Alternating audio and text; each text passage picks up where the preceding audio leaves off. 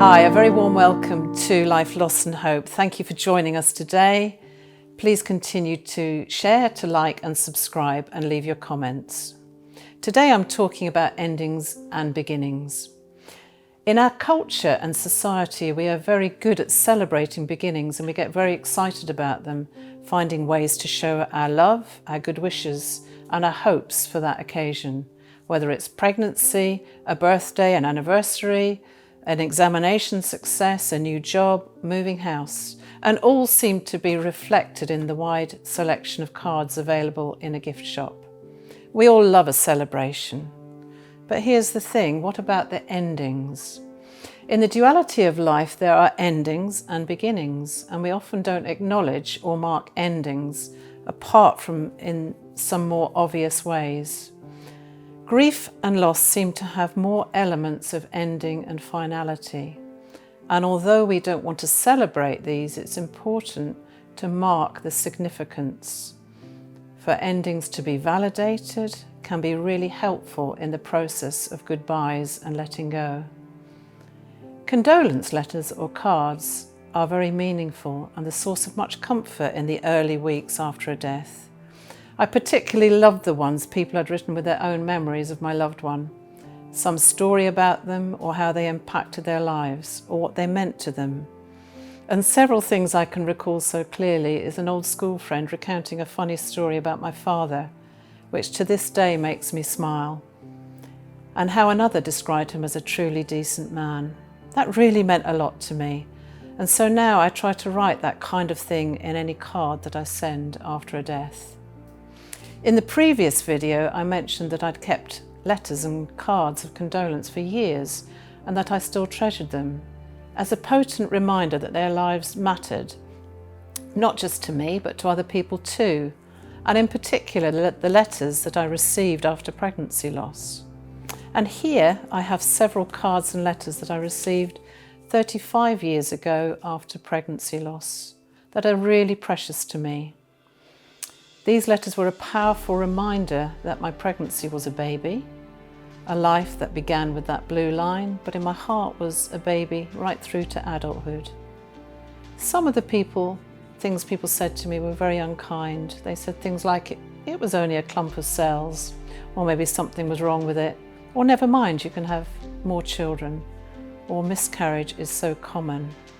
None of that makes you feel better. In fact, it is deeply hurtful, as it not only judges the loss as insignificant, it can lead to shame as you process that pain. For as soon as you know you're pregnant, it's not just a blue line, it's a baby in your arms, a toddler walking and talking, going to school, university and beyond. And that's how the mind and body project life going forward as soon as you know you're pregnant. Ambiguous loss is a grief that is socially minimized or judged. And I can certainly remember feeling shame and guilt about how I felt after both miscarriages. It felt like I had no right to feel so bad, and there was no marking of that life other than these sympathy letters I received, somebody who acknowledged this child and my grief. And these letters were a tangible bond to my baby's existence and the love I felt for that life that was as brief as a whisper. There was no marker of ending of that life, which felt like something I really needed. And some months later, what I did was I bought a plant and I took a pair of white booties and I dug a hole in our back garden to bury them. I said some prayers, I planted the flowers as a tangible marker of remembrance.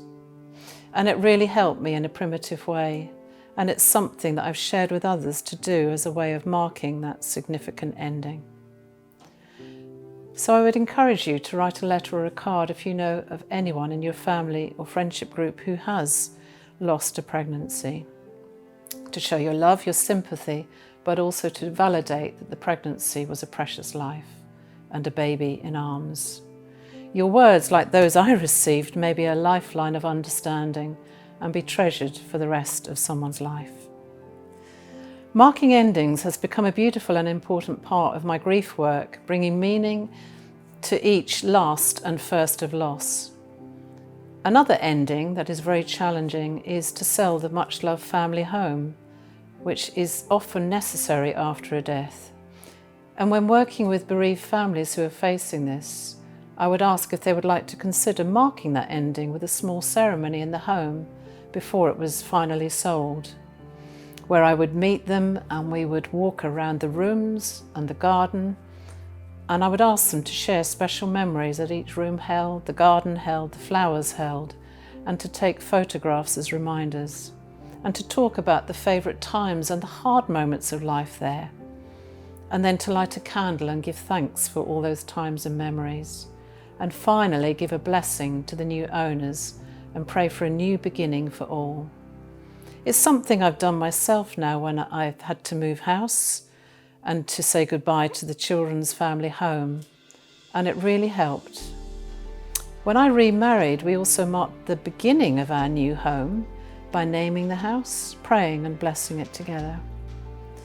Sometimes writing letters to our loved one also can be helpful to mark endings, and then either shredding or burning them or keeping them. That can be helpful on special days or anniversaries after a death.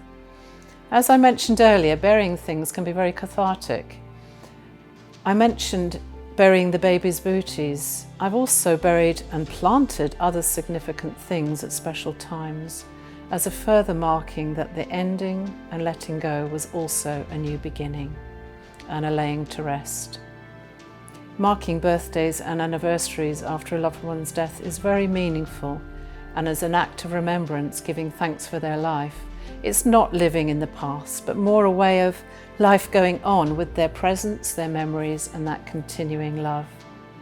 Some people choose to go to the graveside or a special place, or have a time of reflection alone with family, to talk about their loved one, light a candle, listen to music, or look at old photographs. It's a very personal thing to choose what feels right for you to mark special occasions, which are still precious. Don't be embarrassed or worry about what others think. So often our friends and family will be reluctant to bring up even our loved one's name for fear of upsetting you, but in reality they also long to talk and remember them.